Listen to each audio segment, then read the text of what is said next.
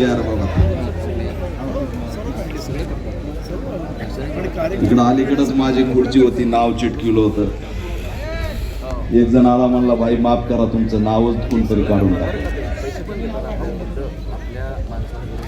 तुम्ही आम्हाला बोलू देणार असाल तर मी बोलतो, मध्ये बोलू नका. आणि आवाज ज्याने कमी केला त्याला सांगतो, पॅन्थर उभा आहे, आवाज पहिल्यांदा वाढून द्या. विचार, एक स्तूपासारखं भवन दिसतं, त्याचं नाव आंबेडकर भवन. 36 जिल्ह्यात दिसणाऱ्या आंबेडकर भवनचे आधुनिक शिल्पकार आदरणीय चंद्रकांत हांडोरे साहेब, विचार मंचावर उपस्थित मेहकरचे सन्माननीय आमदार सिद्धार्थजी खरात, माझ्या संघटनेचे महाराष्ट्र अध्यक्ष विनोद भोळे, बरेचसे नेते या ठिकाणी उपस्थित आहेत. आणि सर्वात महत्त्वाचं व्यक्तिमत्व, आंबेडकरी समाजासाठी महामानव डॉक्टर बाबासाहेब आंबेडकरांचे पंतू आदरणीय अमनजी आंबेडकर साहेब हे सुद्धा मैदानात उभा आहेत. उपस्थित सर्व आया बहिणींनो, अनेक नेते या ठिकाणी उपस्थित आहेत. सगळ्यांचे नावं घेतले तर माझे 5 मिनिटं जातील. त्याच्यामुळे या वर्गीकरणाच्या विषयासंदर्भात जे काही राज्य सरकारने आरक्षण संपवण्याचा घाट घातलाय तो अतिशय दुर्दैवी आणि निंदनीय आहे. यांना कुणालाही काही द्यायचं नाही. कोणत्याही प्रकारचं आरक्षण यांना कोणत्याही समूहाला द्यायचं नाही. मुळात ही देणारी औलाद नाहीये. RSS आणि मोहन भागवत यांनी कधीच कुणाला दिलेला नाही. उलट RSSचा जन्म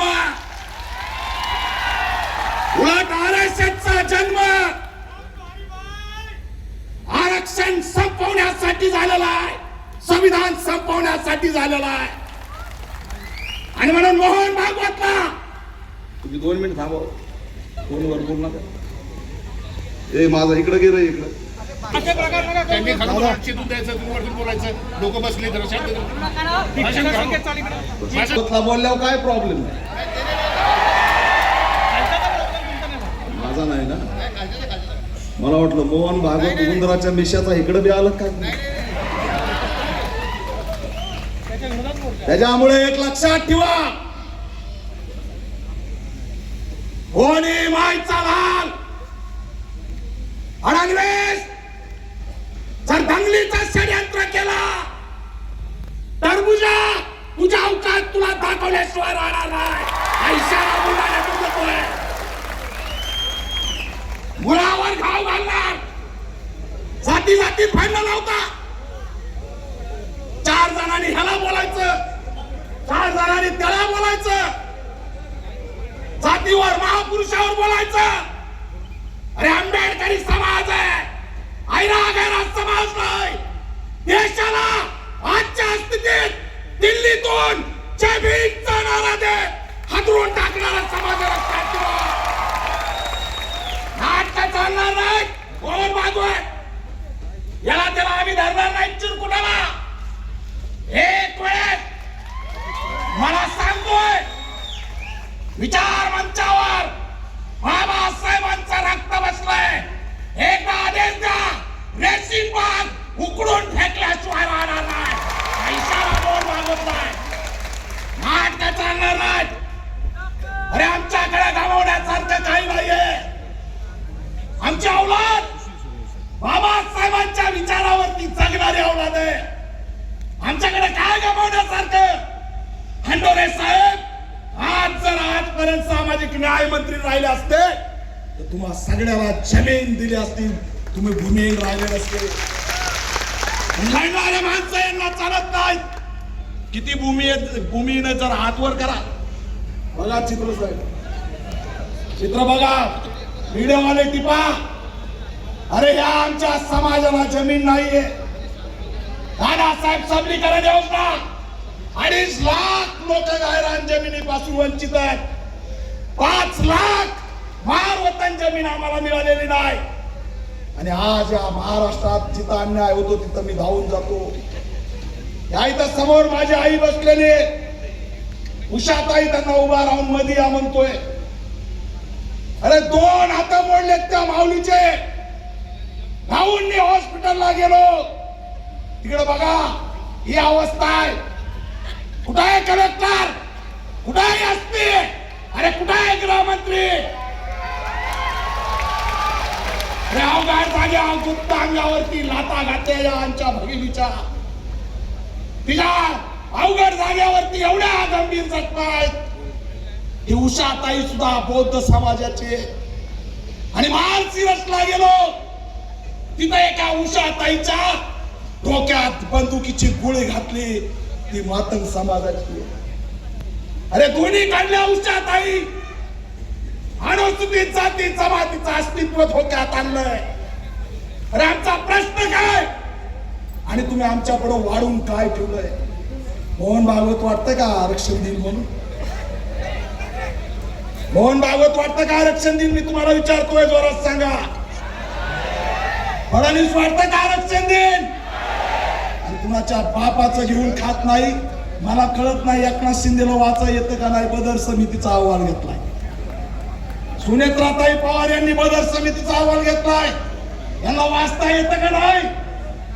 हा अहवाल अंधारात का उजेडात का आणला जात नाही? आमचे बांधव जे आंदोलन करतायत त्यांना सुद्धा आव्हान करतो की बदर समितीचा अहवाल तुम्हाला भेटला तर आम्हाला द्या. अरे त्याच्यावर चर्चा नाही, त्याच्यात काय लिहिलं हे माहित नाही. आणि तुम्ही ते आरक्षण संपवायला निघालात. लक्षात ठेवा, जोपर्यंत बाबासाहेबांचा निळा झेंडा आहे तोपर्यंत या देशातून आरक्षण संपू शकत नाही. लक्षात ठेवा. काल दिल्लीमध्ये एक आंदोलन झालं आणि एक नवीन आंदोलनाचं ठोंग कालपासून सुरू झालं. आरक्षण हटाव. फक्त वर्गीकरण नाही, आरक्षण हटाव म्हणे. आम्ही ओपन चॅलेंज केलं. लक्षात ठेवा, जब तक इस देश में जातिवाद रहेगा, हमारे बाप ने दिया आरक्षण जिंदा रहेगा. कोई भी माई का लाल तो छीनने नहीं सकता. यांना महाराष्ट्राचं मणिपूर करायचंय. मणिपूरला विघटन केलं आरक्षणने. सगळ्या महिला नग्न करून भाऊ भाऊ भांडायला लागले. या मोहन भागवतला महाराष्ट्रात दंगल घडवायचे. 1 ऑगस्टचा अल्टिमेटम आहे बऱ्याच जणांचा. फडणवीस एकच सांगतोय, 1 ऑगस्टला कोणताही जर निर्णय अंधारात राहून घेतला तर हा समाज गैरा गैरा समाज नाही. 1818चा शिक्का कुमाराची औलाद आहे. लक्षात ठेवा. बिलकुल चालणार नाही नाटक. बुलढाण्यातल्या मोर्चात मी आलो, मला माहित आहे.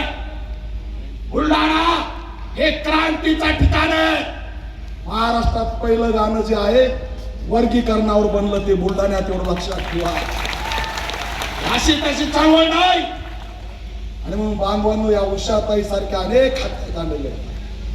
लाडली बहिणीला 10,000 कोटी निधी वळवला. आमचा स्वातंत्र्य बजेटचा कायदा कुठे?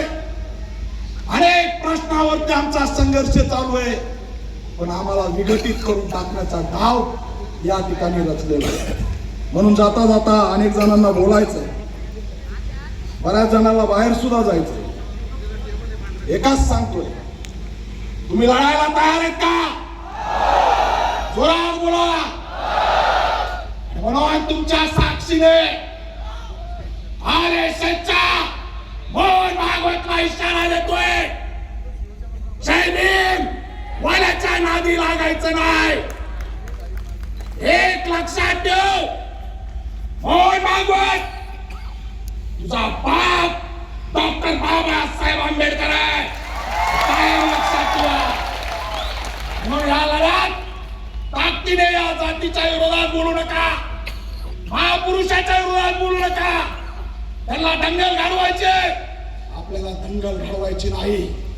दंगल जर घडवायचा प्रयत्न केला तो जो कोणी दंगल घडवायचा प्रयत्न करेल त्याच्या मास्टर माइंड हाकाला सोडायचं नाही, हा सुद्धा इशारा या माध्यमातून देतो.